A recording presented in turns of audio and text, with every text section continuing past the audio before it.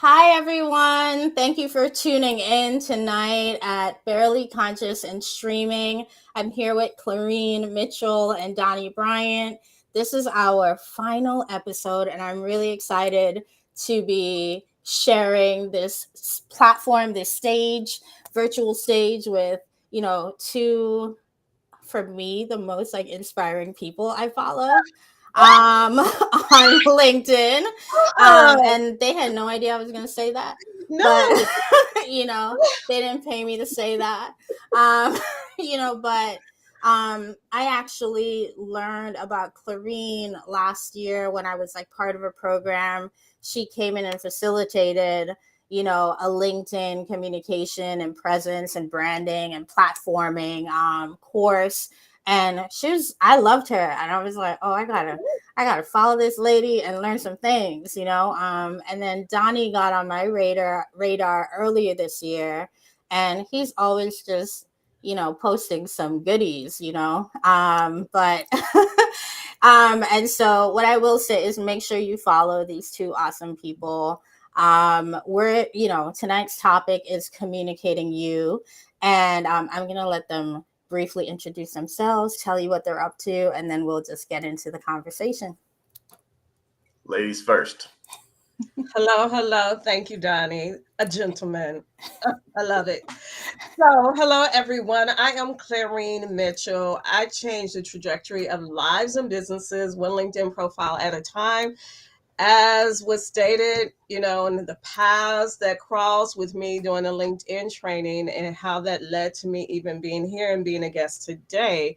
I've been doing this LinkedIn thing as far as it being a priority about 8 years now, and it's still a woefully untapped platform that people just, and we'll get into this, as we go along. So I'm not going to start, on my rant about how people utilize the platform or whatever, but I'm happy to be here. I'll just say that. I'll leave it there and we'll talk. She got the dot. See it. We're waiting for the. I'm a copywriter, which I describe it as I help people write stuff to sell stuff, or I write it to sell stuff. And I've sold quite a bit of stuff over the past 15 years for me now as a copywriter. And so I'm all about helping people craft messages that move the people that they want to move in whatever way they want to move them. And I like working with brilliant people who are trying to make positive change in the world. And I like connecting with brilliant people like who are on this call this evening or this live stream. So I must be old. I'm calling it a call. Hey, there's nothing wrong with that generational kind of reference there. Hey, it's all right. It's okay. We can say it's a call. And But you we know what? go with it.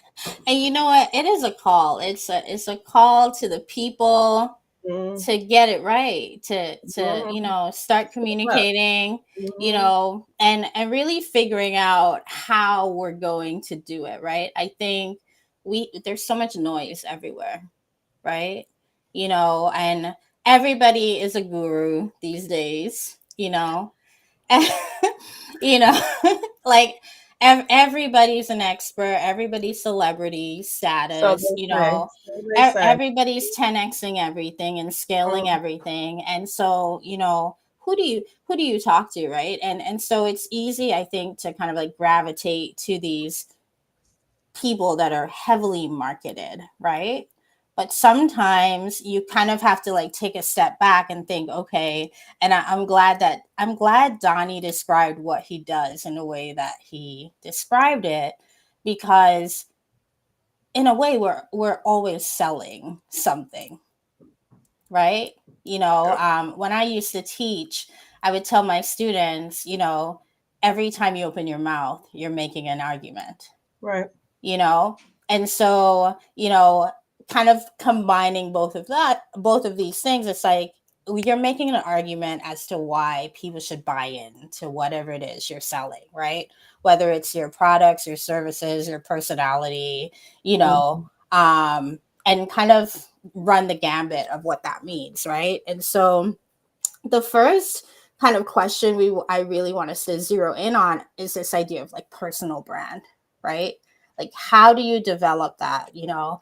And this is like an open conversation. So although we are all experts, I'm gonna tell you, we went to school, we did the reading. You see our books in the background, you know. like like they're not just there for show. Those are actual books. You see them leaning. That's how you know they're real. You know, those are not just boxes we painted. You know, this is a thing that Or people a do for Zoom staging. background. Right. Right. Virtual background. Right. Like we're actually, you know, and I kind of want to drive that home because I think so much pretense is around, right? But like we have to be able to cut through that. And so the first thing is like, how do you develop your brand, you know, such that you can actually communicate it? Because I think you have to develop your personal brand before you can actually communicate, you know, who you are and what you're about. Yeah. So from my perspective, that whole thing, the chicken before the egg, or that, that whole Mm-hmm. thing. And, sometimes people, and I agree to a certain extent, you have to define it first before you can communicate it. Mm-hmm. But sometimes people stay trapped in the state of not knowing or not understanding, and then don't step up and Mm-hmm. show up on LinkedIn because they're waffling with it, or they really haven't fully defined themselves. Mm-hmm. But if they step up and start being active on LinkedIn, that process of being active will take them on a journey that will allow them to further define themselves. Mm-hmm. Because Mm-hmm. they will, what's naturally ingrained in us will come out Mm-hmm. if we don't suppress it. We don't, so it's a combination, I think, of the two. But Yeah. right, but we have to be our authentic selves in that process. Mm-hmm. I see Donnie like shaking his head. Okay, confirmation there. But looked up a little bit like, No, I think it's such a critical point. What matters in our lives isn't so much what we think, but it's what we do.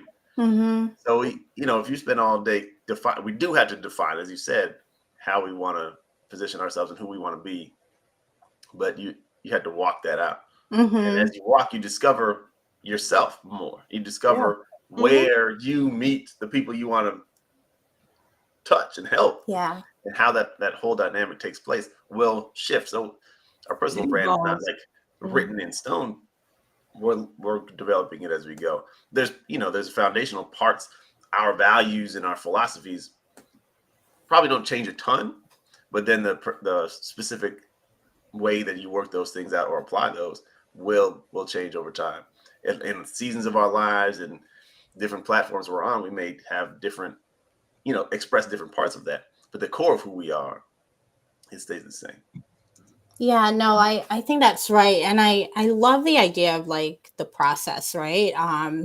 You know, you can always start with an initial definition, right? It's like think about like words when you look them up in a dictionary, right?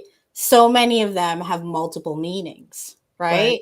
And so you think about it, it's like if a word can have multiple meanings, then me as an individual who is not, you know, like who creates words, then there must be multiple meanings of who I could be to whomever my audience happens to be, right? And so I think who I am and who my brand is could potentially shift based on who my audience is, right? And I love this idea of like values, right? Like as long as I remain true to my values, you Right. know, and I think that speaks to the authenticity, you know, part of it. It's like as long as I'm holding true to these values that I've, you know, either grown up learning or I've adopted along the way because guess what? Your values can change along the way with new information, right? And so so if you're potentially changing, naturally who you are is going to change. And and that's actually a good thing to be, like, I'm Well, gonna put it out there, that's actually a good thing to be evolving and changing as evolving needed. evolving and changing as needed, but not based on trends or based on Mm-hmm. external factors. Mm-hmm. Changing based on the natural evolving of one's own life and Yeah. our priorities or how things change, and putting that context to it, but Mm-hmm. not flipping and jumping, doing the crazy squirrel kind of Mm-hmm. process every time there's a new trend or something that's hot or somebody said this and now we need to do this or say this or be, Mm-hmm. it's still that central coreness of us that should remain the same no Mm-hmm. matter what, should be a thread throughout our lives. And then we further expand on that versus just totally doing a 360 and we Mm-hmm. all right, somebody used to know me as what, and now today I'm a totally different person. No, Mm-hmm. like the coreness of it. Hey, Trish, I'm sorry, I saw comments, but one shout out, Trish. But yes, No, that I think that's right. I think, there has to be some kind of stability, right? mhm, Because if you don't have that personal stability, you're kind of going to be like a tree blowing blowing in it the again. wind, Hmm. with like Hmm. you said, every trend. And that to me is very unhealthy and kind of slips into that, like, am I really communicating who I am, or am I communicating who I think people want me to be in a particular Right, environment as well? And right, and right. so I think that's a really valid point that you're raising there. And so, Donnie, I see you. I see some grinning. So I'm like, what you want to say, Donnie? Part of my personal brand is smiling all the time. No, my friend Nikki Jones she recently said on LinkedIn, you show your true colors, but sometimes there's different hues to the color. So Mm-hmm. Mm. that's exactly what we're talking about here. I have 4 kids, right? And I interact. We all do. You interact with them in unique ways, but it's not. I love all of them. I value all of them. I respect all of them. But we just have different relationships. And I have twins, but the Mm-hmm. way that I act between the twins is totally different because they have Mm-hmm. different personalities. But so I think it's the same thing. We just express as applicable and is appropriate uh, which hue of our true color applies here and is going to be the most efficient or effective in what I'm trying to accomplish here. Yeah, no, that makes total sense. And so my next question now is like, okay, now you're kind of defining who you are, right? And so let's talk about how that impacts who and what you might attract. Depending on, where you're showing up, and kind of how you can even refine that part of, attracting the right people that you actually want to attract, and potentially, blocking the people you don't want to even come close. Donnie. Well, I think that this is the core of what you're saying. If we're bouncing from trend to trend, we're trying to really attract everybody, anybody. I'm Mm-hmm. just I'm just fixated on playing the trend or riding the wave. And then you end up with a hodgepodge of people who you may vibe with or who you may wish that you never met, right? Because you just, oh, that person did the TikTok dance.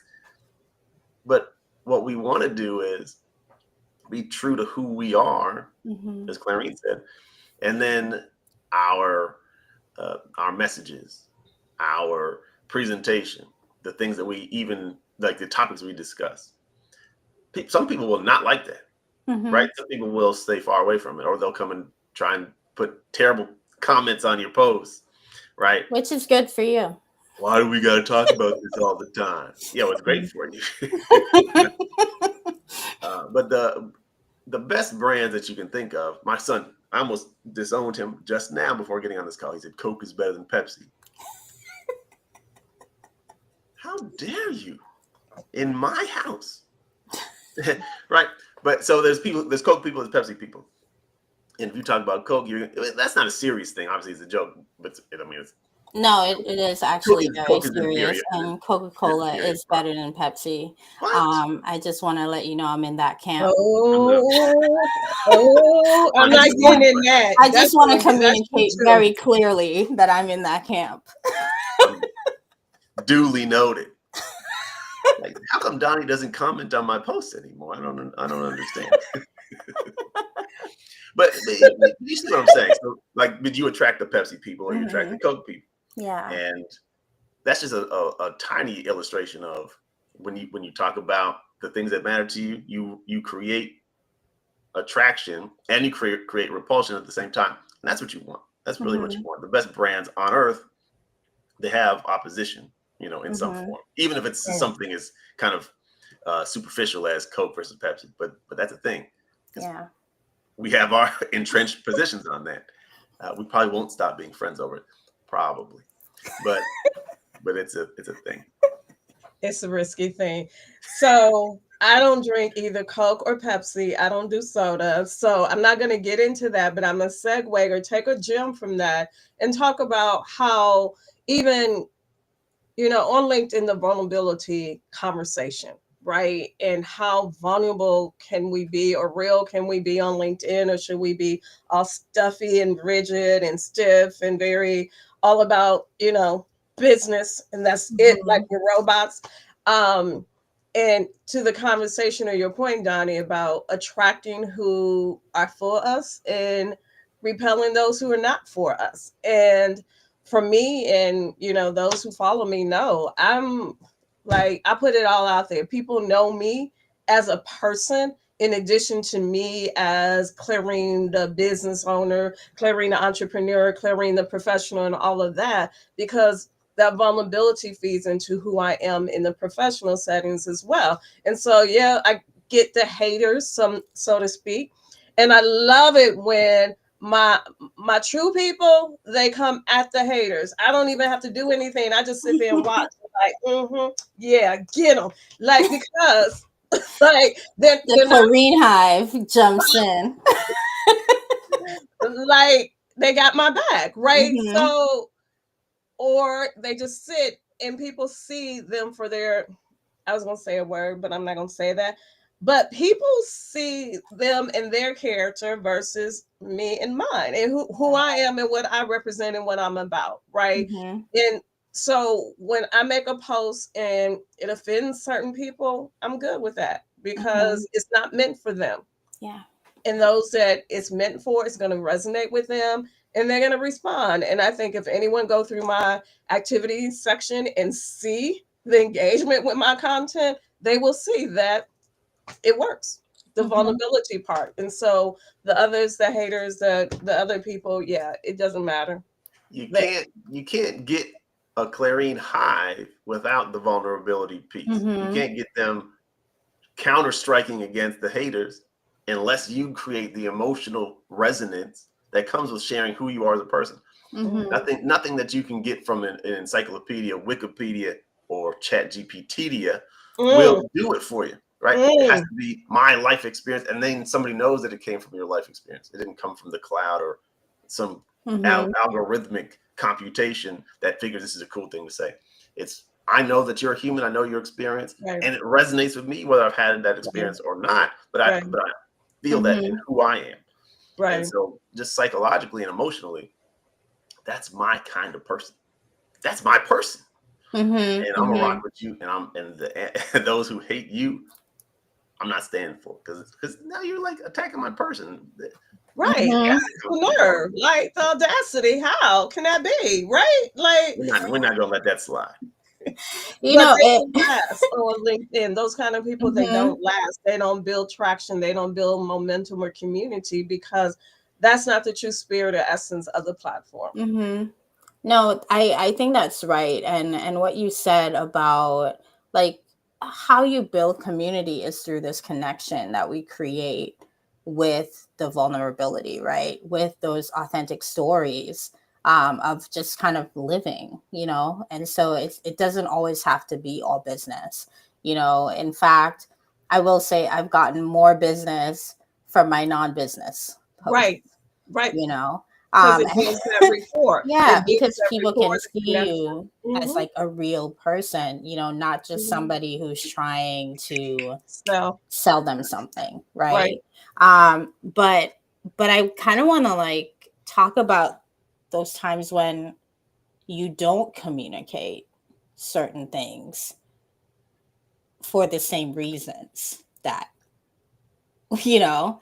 And so I was listening to Fawn Weaver, and you know, she was talking about how when she was working on her book, that, and of course it escapes me right now because I'm randomly talking about this and didn't plan, but sorry. But you can look her up, she's amazing. Uncle Nestor's whiskey, I think is what it's called. Yes. um and so she talked about how in an interview how sometimes you can't share your vulnerable moments while they're happening. You have Mm, to be yeah. removed from it Yeah. to talk about it. Right. You know, and especially in like the, you know, it's like you can't really share the valleys while, you know, at certain stages or with certain people, because a lot of people can't handle, it's like once they've kind of put you on this pedestal, Right. you Yeah. know, you can't, it's like once you share this information, then it's kind of like, oh, you're just a regular person. There's this level of like familiarity that people decide they have with you, you know, based on that, which is not always a good thing, you know, when we're building business, right? And the reason I say that is that's where you get the, oh, I can do that too, you know, that mindset of, oh, I don't need to hire you. I can just copy what you're doing and I Not can the create same. the same thing. Right. Not And the so, same.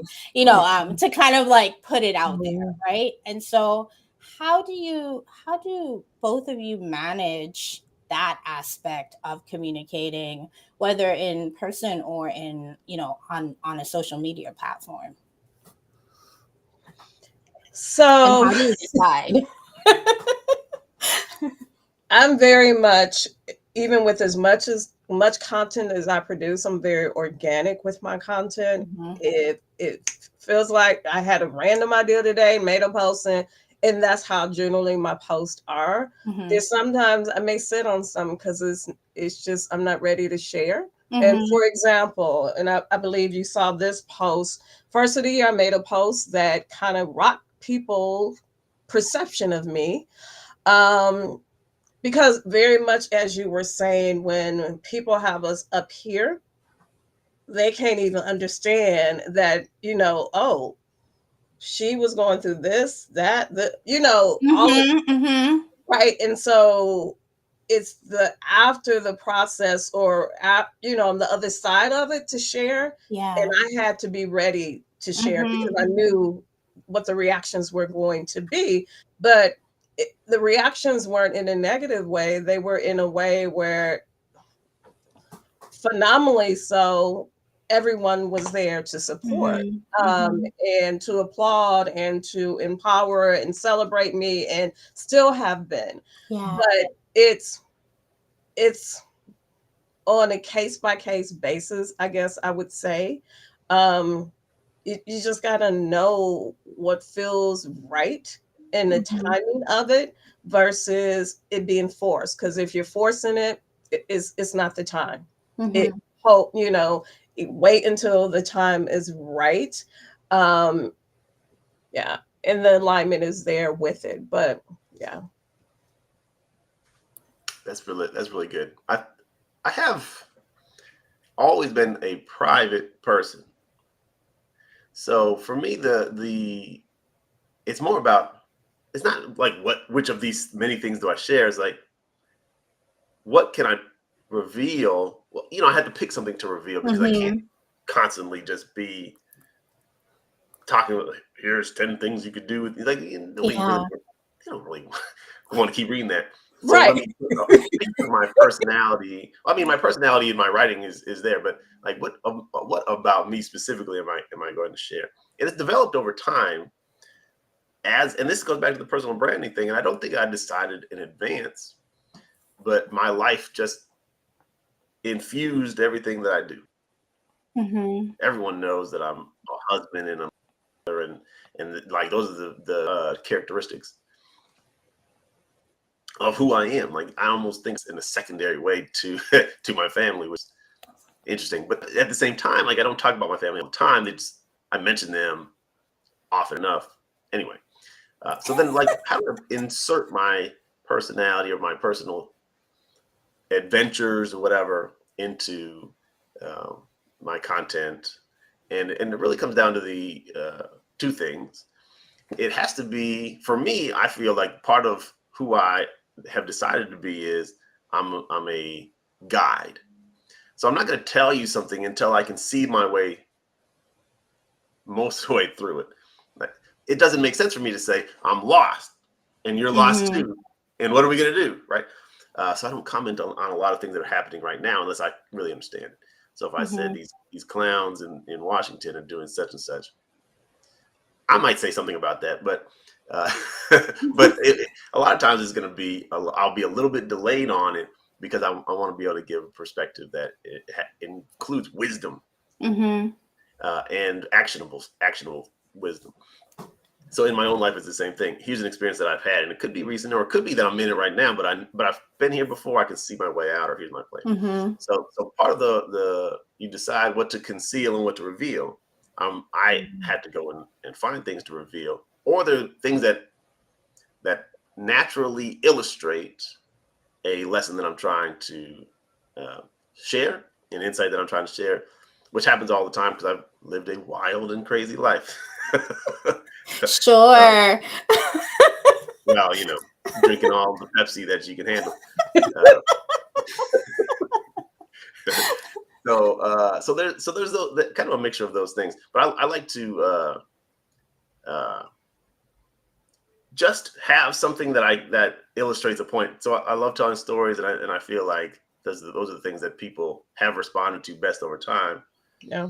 And so then it becomes natural over time. I backfill, like, here's what I want to say, what story from my life, or what aspect of my person best produces the result that I want Mm-hmm.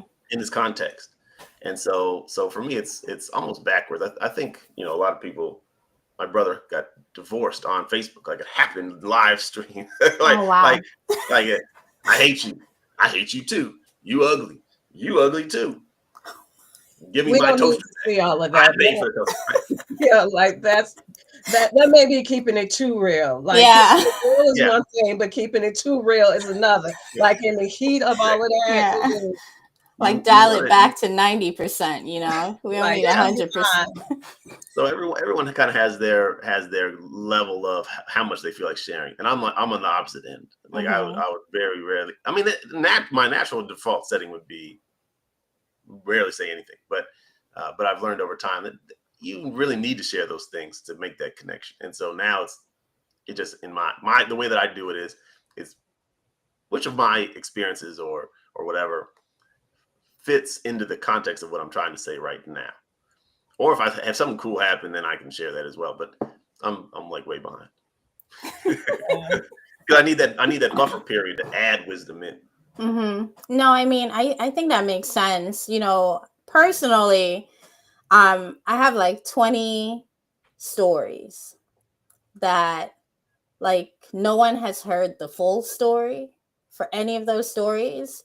And I don't even know if I could ever share the full stories because I feel like some people just need to be on the other side of eternity for me to be able to share some of these stories. Sure. And it's not necessarily bad. It's just me knowing their private, like, kind of their level of privacy that they want to keep, right?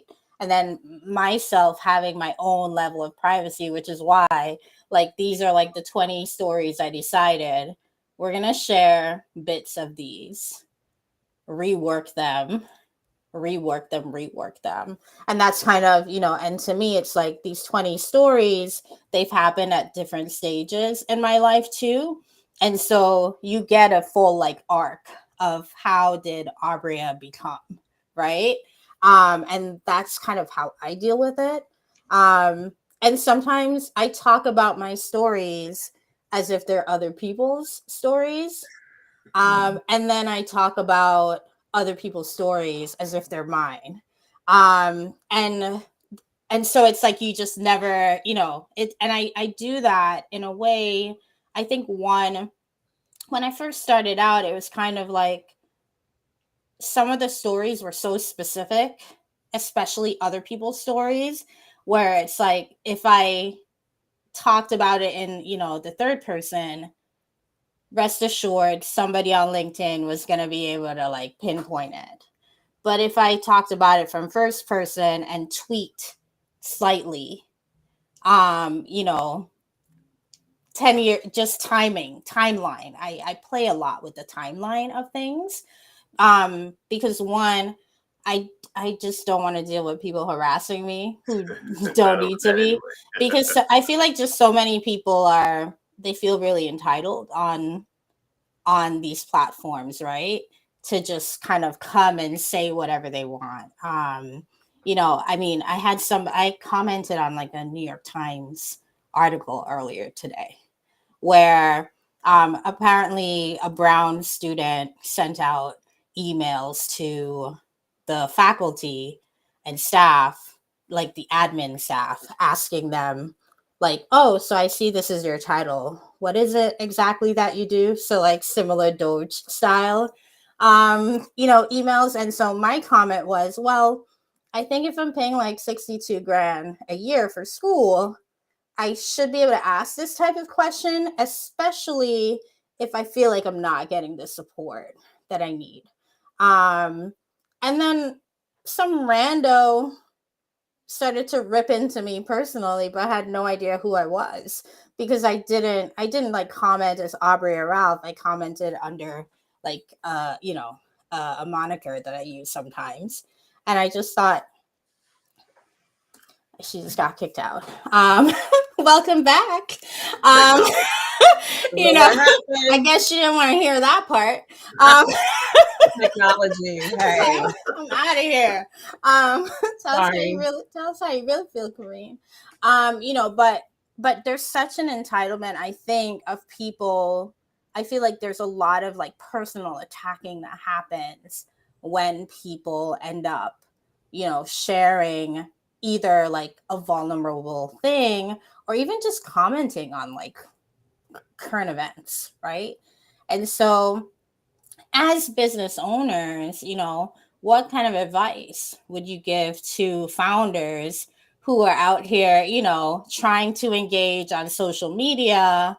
Like how do you kind of maintain this personal brand that you're developing? And it's not just for show, which we'll get into a little bit later. It's because ultimately you should be what you are presenting to be, we should.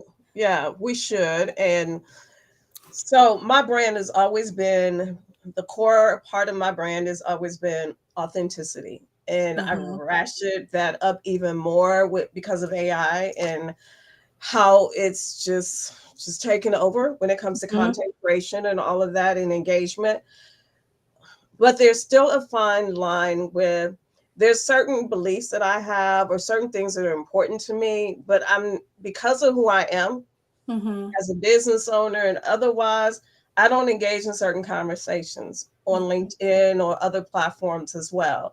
People who know me outside of the platform, people I may have in-person conversations with individuals, they will know, but I'm not, it's certain rabbit holes I won't go into because of how it can ripple back. Real talk, Aubrey, especially even Donnie, as us being Black people. Yeah. You Yeah. know, there's certain freedoms or liberties that it just becomes too risky to Mm-hmm. go down certain rabbit holes. And I Yeah. may see stuff and want to comment on it or say certain things about, but it's that fine line, and I hold back and I don't Mm-hmm. engage, right? Mm-hmm. So like Black History Month, okay, yeah, you're gonna get all of whatever I have to say about, or the Tulsa Race Massacre, the anniversary Mm-hmm. passed, or June, I'm coming full as a Black woman. Mm-hmm. But on a daily basis, politics wise, or some of the conversations,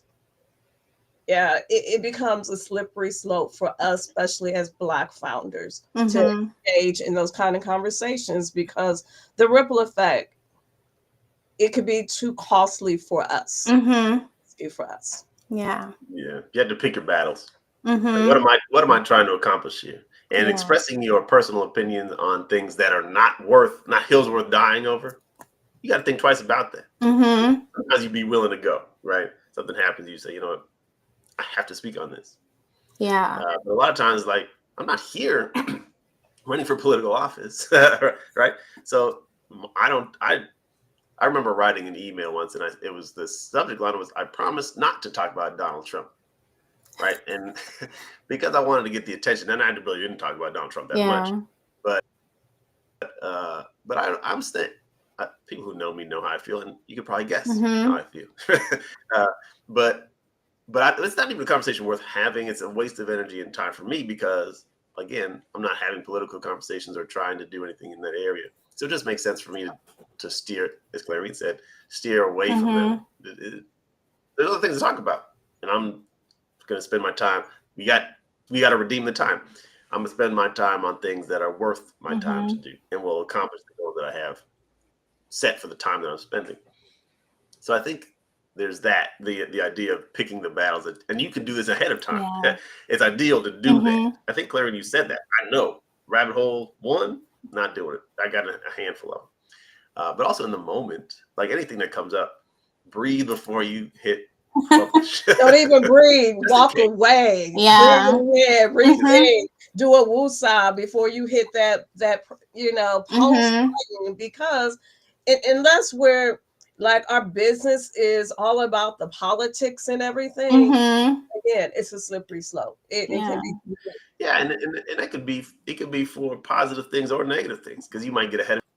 I got a book coming out next week, and then I wasn't really committed to that. I didn't plan it out yet, and now either I'm going to have to live up to what I said, or I'm going to not and show myself to be the kind of person who says things that doesn't back them up. Mm-hmm. So I think I almost never post anything totally extemporaneously. You need to let it simmer for a second. You said walk away. I think that's a good concept. Mm-hmm. When I don't live tweet or it's not that serious, because I want to say what I need to say in a way that's meaningful. It's true to who I am, and it's going to be received in the way I want it to be received. Everyone won't get it, but I'm going to do the best that I can to communicate the message, because what I say is less important than what they hear or what they read, right? And you gotta try to see it from their perspective. So I think as a founder, you had to, like I said, you pick what battles you're going to fight and which ones are not even worth your time. And if people engage you, like, I'm not talking about that here, or just totally ignore them, whatever. Mm-hmm. Give yourself that little time to decide, is this what I want to say? Even things that you decide to say, is this the way I want to say it? Is this the time for me to say it? And how is it going to be received by the people I want to see it? Because, again, that's the thing that really matters. And I think the other piece of it is really understanding, I know we're going to get into this, but who we are. I think a lot of times we'll use like individual words to describe ourselves. And I did it myself a minute ago. I'm a father, I'm a husband, I'm a copywriter. But like who we are, we talked about it, we're dynamic, and we have a narrative identity. It's not static, and it's not singular. Like, we have stories in our own minds of who we are. And you kind of have to think through, what's my story and how does it intersect with this moment? And it's just something that I don't know how to like tell you how to do it, but you get a feel for it as you're walking it out. Like we said before, you take action, you go put yourself out there, and then you see if what you wanted to happen happened or if it didn't, and then you try something else, tweak it, and remember, I can always come back tomorrow. I don't have to say everything today. I'm be back here tomorrow. Try it again, and over time, you kind of get a feel for the voice that you want to use, and just all the things around that, all the components to that. How I want to exist and be seen as a founder. You figure it out by doing it, or I mean, you can always emulate somebody else, but it has to come back to be you and who you believe. I mean, who you are, who you know you are, and how you want to show up for the people you want to help. Yeah. That's my opinion.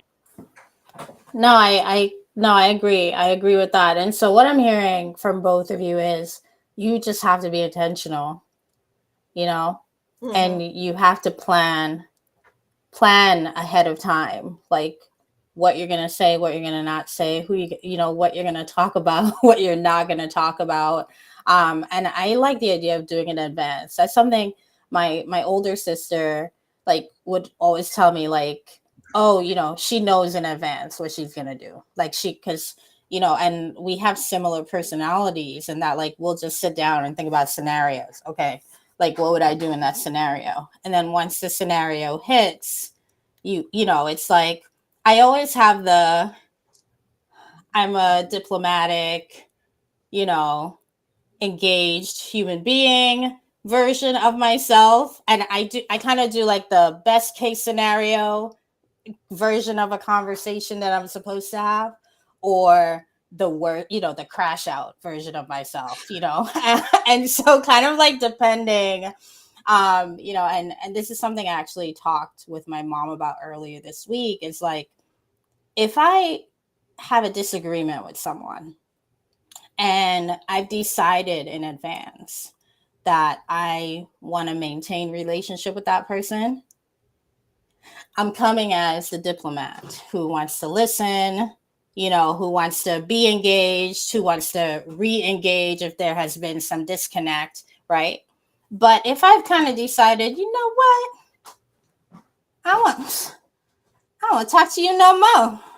I'm gonna tell you everything I need to tell you before you go. And I will say, like, when I was younger, I was much more, I'll say, abrasive in how I would do it. I feel like now when I break up with people, it's very like, even my crash out, like, is not like, I always tell people, you don't want me to go, like, I'm like, I killed the 21-year-old version of me. You do not want her to resurrect. I don't want her to resurrect because she might not go back to sleep. It's kind of, and we can have that because, like, I've evolved from 21-year-old Aubria in undergrad, still figuring out my life, still growing, where like the world had grace for me.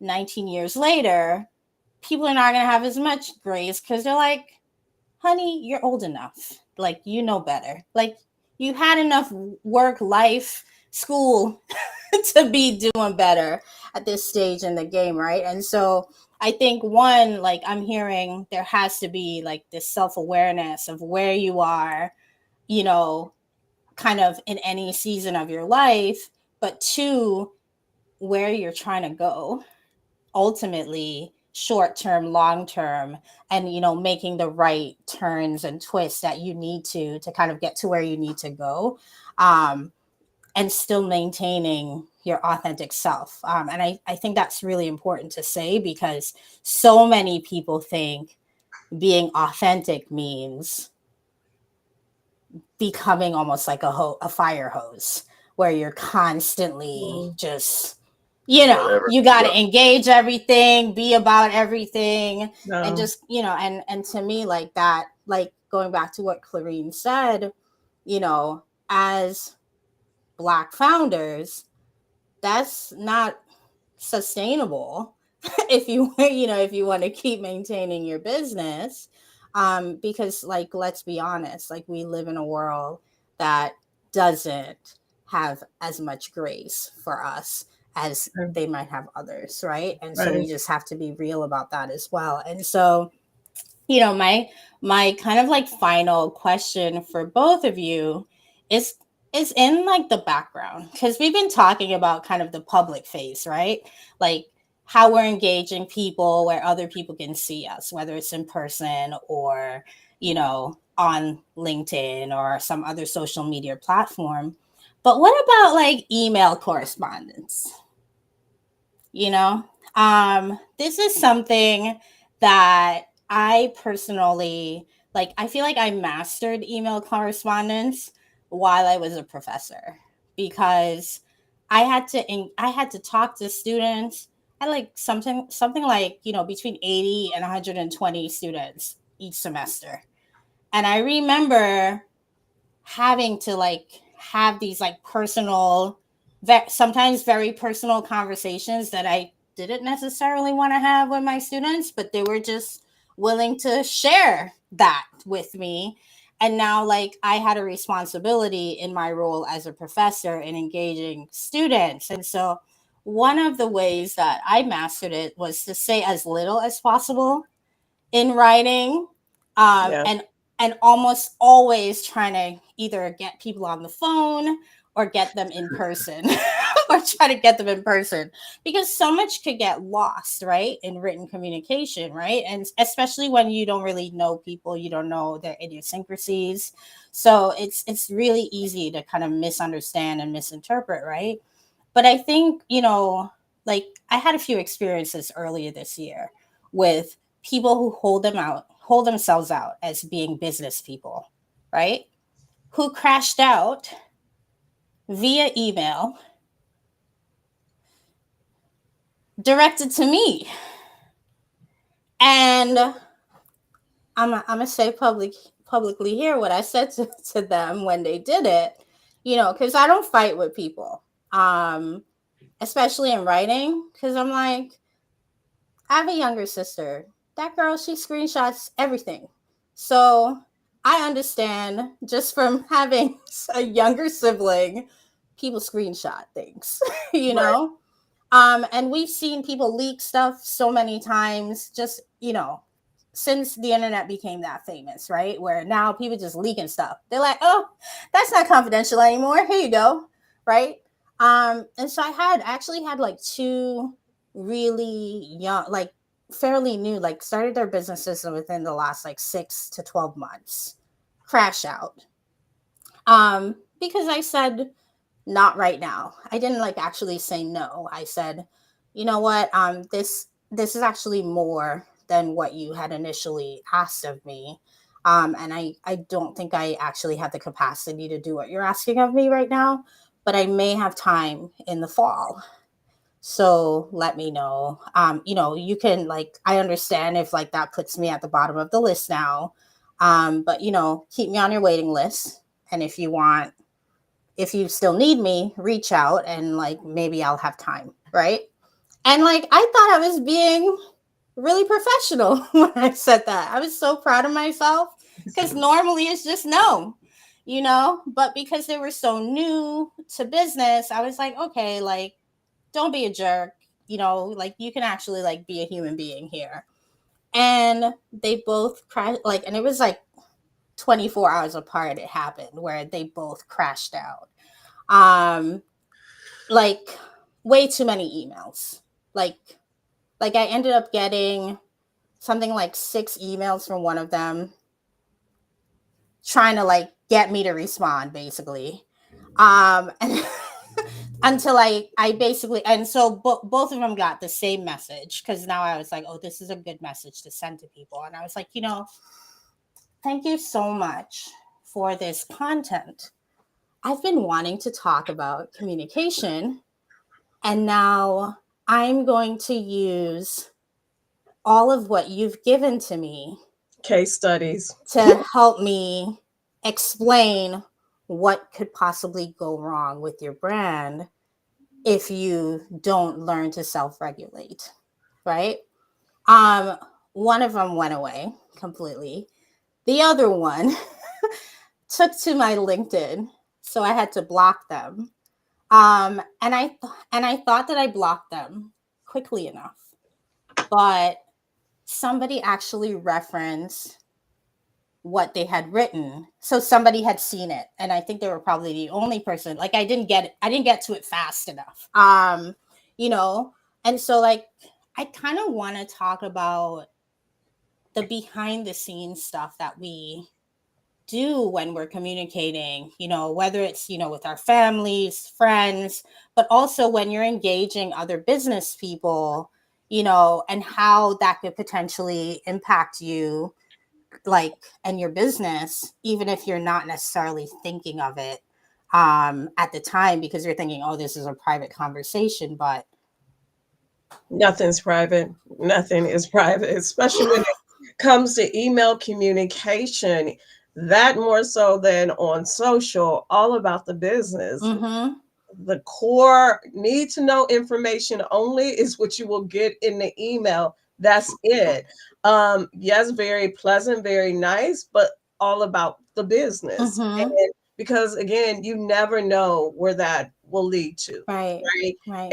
And you have more patience than me because the the first response back into the negative, I would have been done. Like the back and forth, the back and no, Yeah. you're wasting my time and digging the hole even deeper. So why are we going to go there? Like if Yeah. it all feeds into, and this is a whole kind of different conversation, Mm-hmm. but we as business owners, and even what I said before, as Black business owners, entrepreneurs, or brands, we got to stop playing. Like Mm-hmm. there's things that we don't have the luxury to do. Like everything that feeds into us being about business, not about play, or this is just for fun, side Yeah. hustle, or whatever. We have to present ourselves accordingly and hold people to certain standards. Mm-hmm. I've gotten on Zoom call, business calls, prospecting calls with people. They're in their bed. They're at the kitchen table eating it. Like, and I'm like, are you for real? Like, what did they, what about me is giving off that Mm-hmm. time for this foolishness? Because that's what it is to me. It's not business, it's foolishness. Like, Mm-hmm. and these are fellow business Yeah. co-owners, but how we present ourselves, there's so much, and this goes back to branding, right? Mm-hmm. That whole conversation is more than just our content, it's how we present ourselves overall. Just like Mm-hmm. now, I don't get on to something like this and I'm just dressed whatever, look Yeah. Yeah. whatever kind of way, or I'm not, I didn't carve out the time and handle it and approach it from a business, Mm-hmm. Mm-hmm. standards. Like, Yeah. okay, I'm gonna calm down, but mm, yeah, Yeah. it's a lot that goes into that, a lot. So yeah, the emails, very little, just what's needed. There is something that part of me wants to respond to that, as you said, Clarene. Like, why do you think you come at me like that? Like, Mm-hmm. did I give off the vibe that you can come to me like that? Right. It's very strange, but you had to, as you said, just remember this is a place to do business. Mm-hmm. Email, phone calls, Zoom. One of my friends told me that they paid for a webinar. This is last week. They paid for a webinar, and the person doing the webinar was in pajamas in bed. What? That And this is is a person. wow. This is a person who many people would know, so I won't name them. But if anybody paid for this call, they would know. And I got a text message. You ain't gonna believe this. I'm on this call right now. I keep calling the call. I'm on this Zoom webinar right now, and there's pajamas and pillows, and it doesn't make sense to me. It's good content, but so that's your brand now. That's how I think about you. That's obnoxious. It's disrespectful. We have to keep that in mind. Like, we have personal lives, and that's great. And we Mm-hmm. have our business, when you sit down to do business, you're here to do business. So our personal feelings, you can't stop your feelings from coming up, but it has to go through the filter of what am I here to accomplish, and who am I going to be in this space? And we talked at the top of the hour, right? My values are, I'm going to show up as a professional, regardless of what you do. I'm going to build my business the best way I can with professionalism and courtesy and all those good things. And if you don't want to play that game, then we're not going to be engaging for very long. Like, but you had to remember who you are. Yeah. And I think that's part of, the feeling that I need to hop on every trend. Like, mentally, you kind of put yourself in a position of flexibility, but maybe over flexibility. Like, I want to be a chameleon. I'll just go with what's going on. But you don't want to let that carry over into your behavior, right? Yeah. Like, who I am, how I communicate needs to be based on my values, which we've determined in advance. And we get mad, but guess what? I have the ability to step back and say, I'm not dealing with this foolishness tonight or at all. Right. I'm not even, it's not even worth your time. Like, I could be watch an episode of my favorite TV show rather than figuring out the exact way to respond to this. And your time is very valuable. If it's not going to build you up, not going to build your business, and it could potentially put you in a dangerous position, because sometimes people are baiting you too, right? I sound like Aubria, the person who's emails. I'm trying to get you to, I'm here, I'm bringing you with me. But they didn't know. They didn't know I had 9.5 years experience emailing some very interesting students, and so it's like I feel like I always have practice for the big thing, like the thing that will destroy me. I've been very blessed that God has given me, it's like before David could kill Goliath, he had to slay a lion and a bear, so when he showed up, he was like, oh, I killed a bear before, I killed a lion. Who are you? My God will help me. And no, but I actually agree. I think, and that's why I approached it. I was like, Lord, like, what do I say to this person to get them to stop? And I think at the very least, it got them to think about, I hope, you have to be aware that once you put it out there into the ether, like, you can't pull it back. You can recall the message all you want. That doesn't mean I'm not going to see the words that you had already sent me, Like, you could say, please don't read that email. But if that email was directed to me and it doesn't have confidential information that's not somebody else's information, you can't stop me from reading it.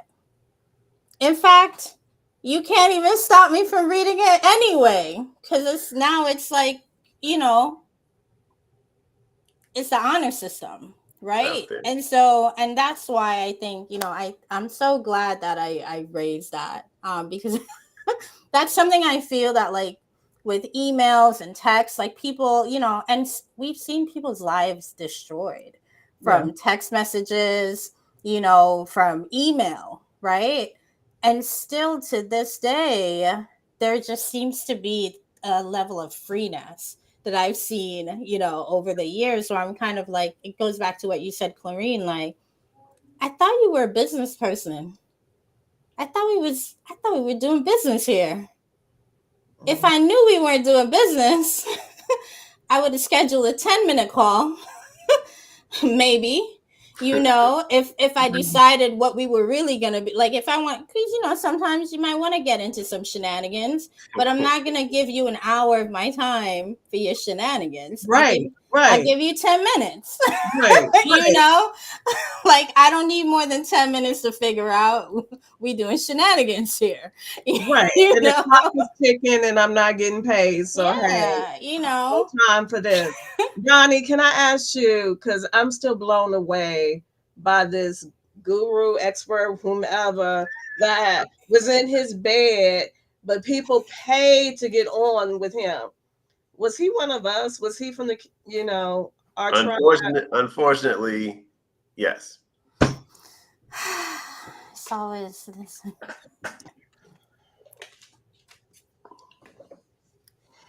This individual has been on big stages where, so it's kind of weird because the people who put you on their stages as an expert on this particular topic, you're almost disrespecting them too. I mean, Yeah. it's obviously your business. You're going to do what matters, what you want to do.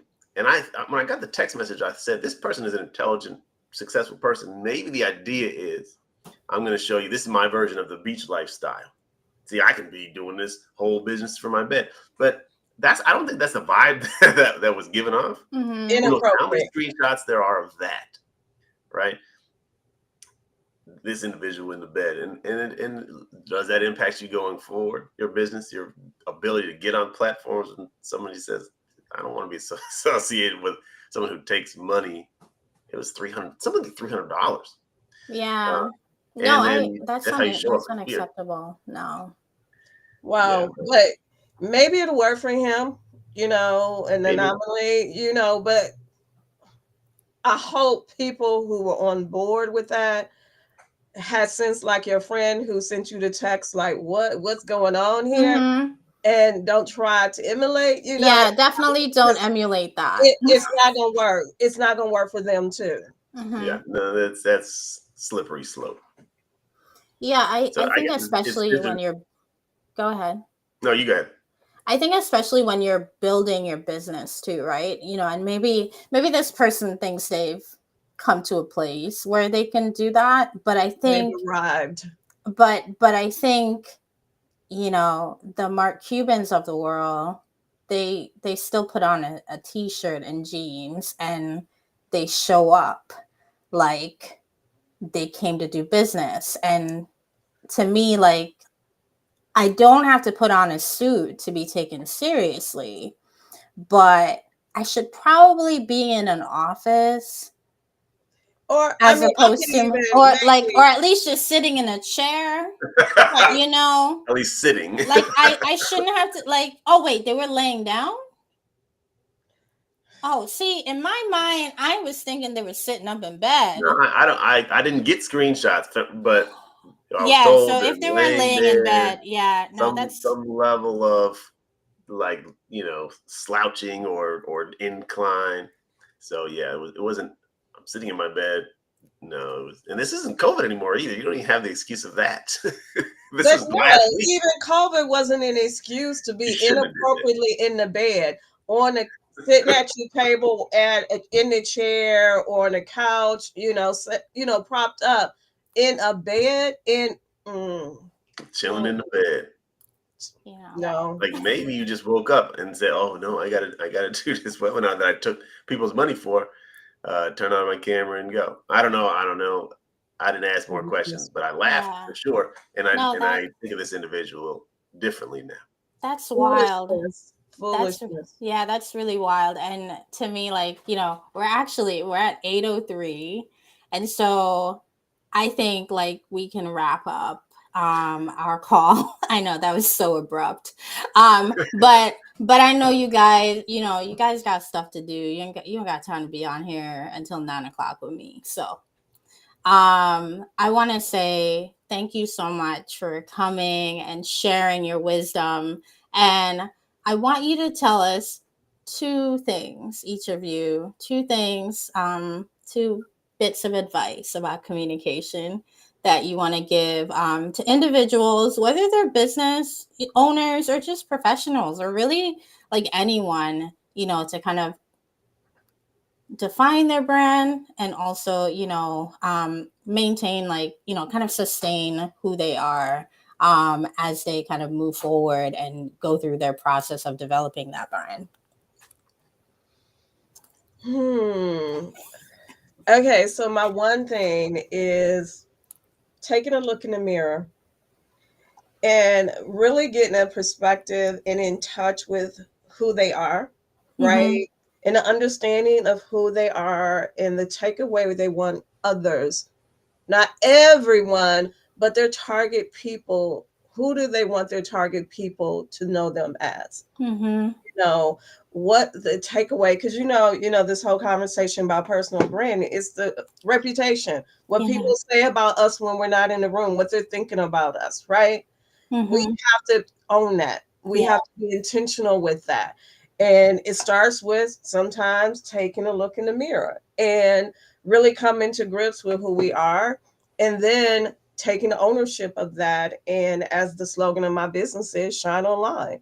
You Mm-hmm. know, get out of the shadows, get from behind, just scrolling it, and consuming, start leading conversations. Mm-hmm. That's really good. Yeah, that's good.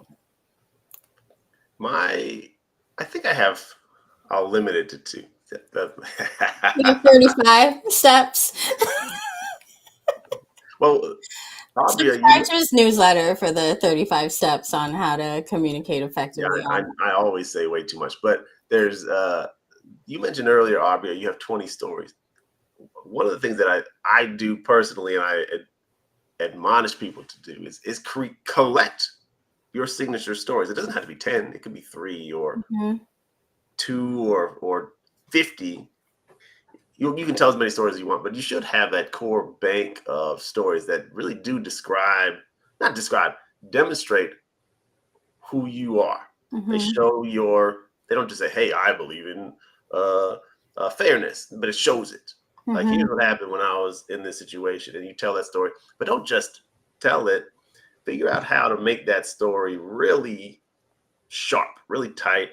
And Aubrey, you also said you play around with it, and I think that's very important as well. You can use the story for multiple purposes Mm-hmm. in multiple places, and you can take segments of it. I just want to focus on this part. I just want to focus on that part, and you can use it for different like end goals. But Mm-hmm. you should collect and familiarize yourself with your signature stories. Have at least a couple that really, if you want someone to know who you are, you can pull these out of your pocket and deliver it like it's a. I don't know if y'all have this, but my wife and I have the story of how we met, and it's hilarious. It's actually hilarious. But we have like uh, we know how it happened, but and we know how we're going to do it. We have a disagreement that happens the same way every time, and it seems to someone who hasn't heard the story like we're kind of like butting heads about no, this happened. No, that is how it happened. But I know exactly what she's going to say. We didn't practice it, but we've Mm-hmm. told the story so many times. And so I think it's hilarious every time because we had the same disagreement about how we met and who stalked who, right? But it was me. I was a stalker. But uh, but in a conversation where, hey, how did y'all meet? We've been married 23 years, and people will say 23 years. Well, I met her like before college even started, like when I was in the dorm. And I'm not going to tell a story, but you should have that level of Mm-hmm. like fluency with your story. I could tell the story. I could spin it the way I want to spin it in this environment to make the point I want to make. So like familiarize yourself with your own stories. You do need to look in the mirror and figure out what those things are, but then not just say, okay, I have experiences. You have them. You have them. Spend some time. It's worth it. This weekend, Mm-hmm. instead of sleeping until noon, there's nothing wrong with that, believe me. but or if you get up at Hey, noon, Donnie, that was my plan for Saturday morning, but I now promote rest on my platform. okay, instead of sleeping until 5 p.m., Mm-hmm.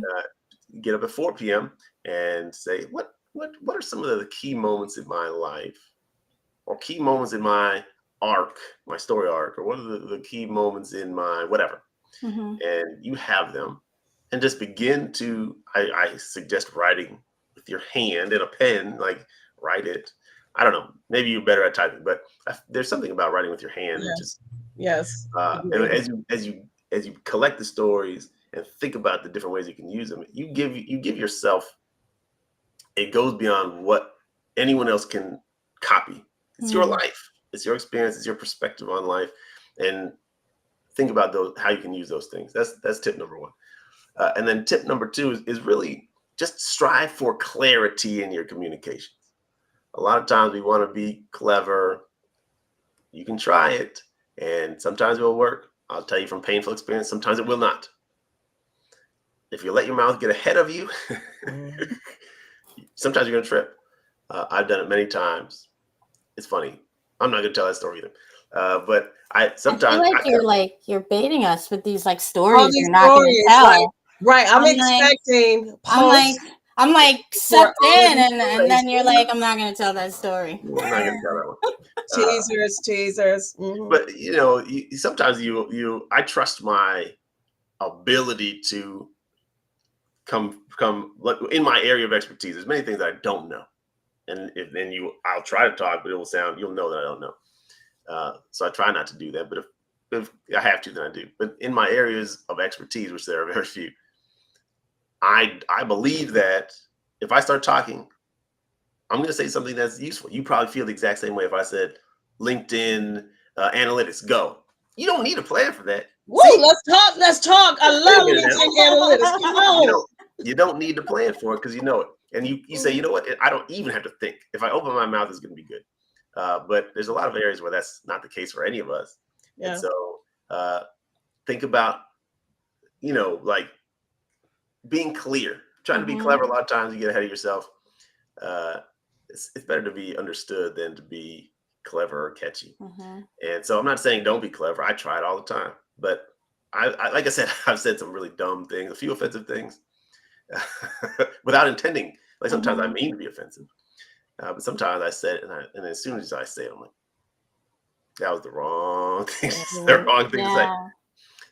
So clarity is important, and give yourself the opportunity by not speaking ahead of your thinking, so that you can clarify your point and get your point across, rather than feeling like you have to talk at the speed of light or you have to be clever.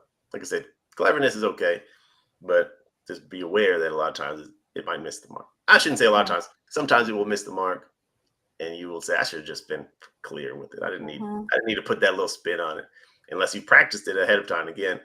And sometimes those won't work either. Y'all remember? I'm gonna shut up right here. But y'all remember "Lean on Me" with Morgan Freeman? Oh yeah. And Morgan Freeman, Joe Clark is in the school board meeting after he kicked all his kids out, and he says, "My job is to transform and transmogrify this school into a special place." And I had a speaking event in Baltimore. I had a slide with Morgan Freeman, and I said that, and nobody in the room reacted at all. And they're all Black people. What are you doing here, Donnie? What are you talking about? We're supposed to be talking about something else. But I had the same presentation in Atlanta the next 2 weeks later, and I left it in, even though it bombed. And it worked spectacularly in that room. You never know, but I'm just saying, trying jokes and cleverness, just be aware. Sometimes just be clear. Sometimes being clear is better than trying to be catchy, clever, or funny.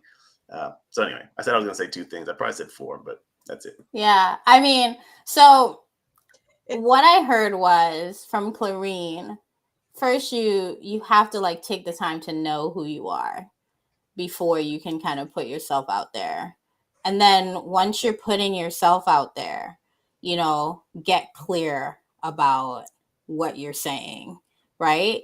And then Donnie, you add this extra layer of plan what you're going to say, write it out, get familiar with your story, get familiar with some of the lies you've been telling yourself about your story, right?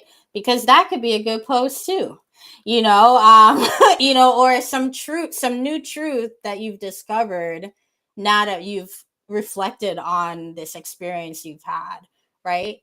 And then finally, having clarity. I actually agree with your point on being clear over being clever. And I was actually on a live last week where I talked about this, where my con law professor and we were like vibing like the whole semester. I was kind of a teacher's pet, I admit it, but it was like we were having conversations. And what happened was, on my final exam, I wanted to like drop little breadcrumbs in for him. And from me trying to be clever, I ended up missing points on my exam and not getting the kind of grade that I wanted. Right? And we seem to have lost Clarene. And so, I don't know if she'll be able to make it back, but yeah, I don't think she'll come back. But thank you both for coming. This has been such an awesome time. And we might have to have this conversation again.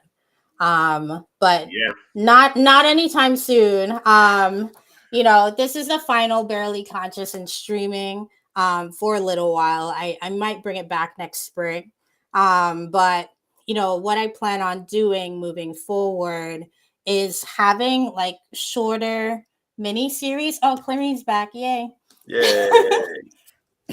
I don't know what's going on. I'm sorry. I missed whatever y'all just said. Yeah, no, we were actually talking about how you ended up got booted from the live. And I was wrapping up and saying, thanking you guys actually for coming and just being a part of this amazing conversation and this series. I'm really proud of what I've accomplished with all of you. Considering there was minimal planning and minimal conversation in between, kind of like it was more kind of like, hey, can you do this? And more, I would say for every no, I got like 10 yeses. So that to me is a really good you don't normally get that kind of thing when you're just starting out. So I consider that a huge blessing. So thank you for being here and sharing your wisdom. And please follow Donnie and Clarene because they always got something to say that I want to hear. And so and you can follow me too, but I write about everything. I'm the buffet style person on LinkedIn right now, and you might get real mad. Like if you stay with me a whole week, you'll have a range of emotions and experiences just reading what I have to say. But I think that's important. It shows that we're human, and I think communicating humanity is just as important as communicating who we are. Showing our humanity is really part of communicating who we are. So thank you, everyone. Thank you to all the guests that showed up. I just figured out how to respond to chat at this. So if you were talking in the chat, I'm so sorry. I will respond to you at the different sites later, but I literally just figured it out. Oh my. Okay, see, now you got to start another series. But thank you so much, Aubria, for having me. And nice having conversation with you, Donnie. Yeah, it's been a pleasure. And I had my window shrunk so I wouldn't be looking off to the side. And now I see some comments too. Like, oops, we didn't mean to ignore y'all. Yeah, I promise. We love you. We love you. All right. Have a good one, guys. Bye. Bye, y'all.